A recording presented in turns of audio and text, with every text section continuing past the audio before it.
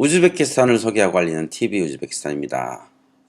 오늘이 금요일 아침인데 한국이 아마 오늘을 마지막으로 거의 한 9일간 추석 연휴가 있는 걸로 아는데 저는 코칸도 출장 갔다가 어제 밤에 들어왔어요. 아직도 목이 조금 칼칼하긴 한데 오랜만에 그래도 명절도 다가오고 해서 카메라 켜놔놓고 주절주절 이런저런 얘기 좀 하려고 먼저 이제 코칸드에 다녀온 얘기 좀 하면, 제가 이번에 그 쇼룸 오픈 준비하느라고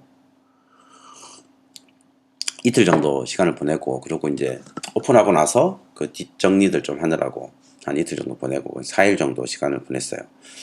한신공영 혼자 하는 건 아닌데, 어쨌거나 HPC라고 해요. 한신 파크시티. HPC라는 이제 우즈베키스탄 투자법인, 한국에서 투자한 거죠.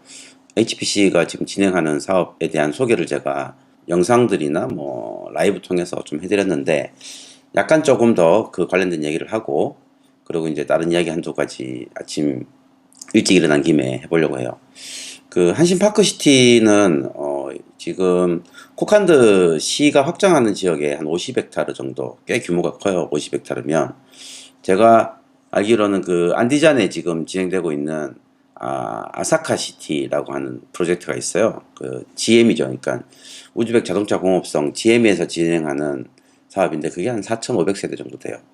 그리고 뭐 타시켄트에서 제일 큰 주거단지가 그 알마조르 시티라고, 그게 한 2,300세대 정도 되고, 뭐 이런저런 거 다 따져봐도 현재 이제 뭐 아직 계획 단계이긴 하지만 단일 단지 규모로 우즈베키스탄에서는 제일 커요. 5,000세대. 사실 뭐 우리나라에서도 5,000세대 정도면 작은 규모가 아니죠.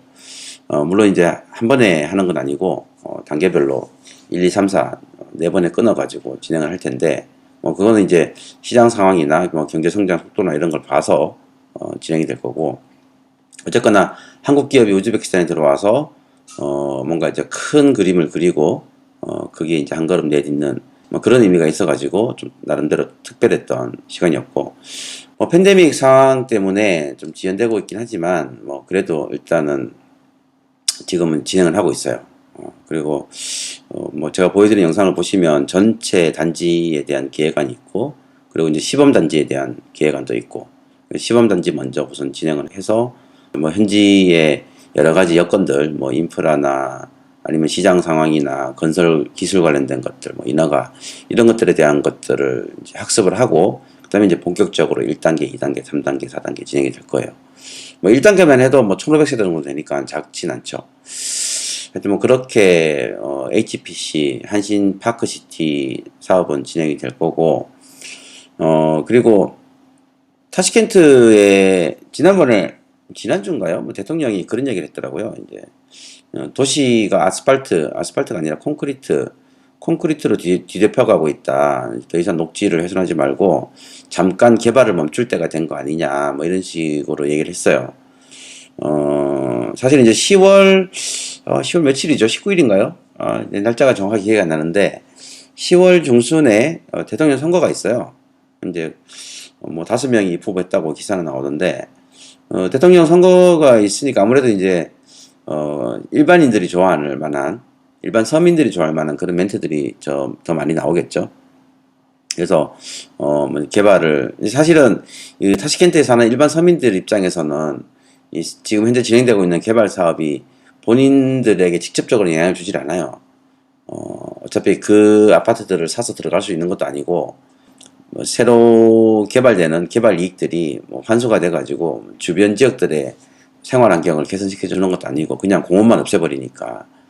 그러니까 이제 대통령도 잠시 개발을 멈출 때다라는 식으로 이제 얘기를 했어요. 그 중에 이제 구체적으로 지적을 한 부분이 뭐냐면 인프라 관련된 문제인데, 이 타시켄트의 인프라가 이 지금 현재 개발 속도를 못 받쳐주고 있다, 뭐 이런 얘기를 했어요. 사실이기도 하고, 예를 들면 이제 가스, 전기, 뭐 난방, 지역 난방이죠. 뭐 상하수, 뭐 이런 것들을 따져보면, 난방 같은 경우는 이미 한 10여 년 전부터 기존에 갖고 있는 인프라로는 지금 새로 개발되는 도시의 용량을 커버를 해주지 못해요.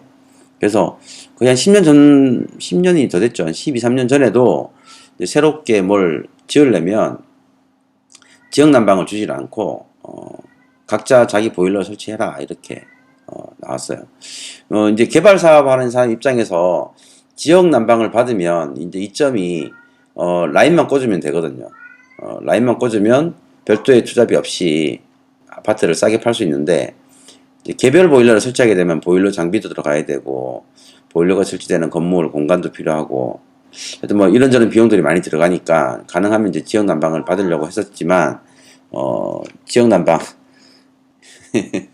지역 난방은 이미 이제 용량이 초과가 돼서 더 이상 공급해주지 않고 뭐 전기나 상하수 뭐 이런 부분들인데 지금 상하수 부분도 타시켄트 같은 경우는 힘들어요 지금.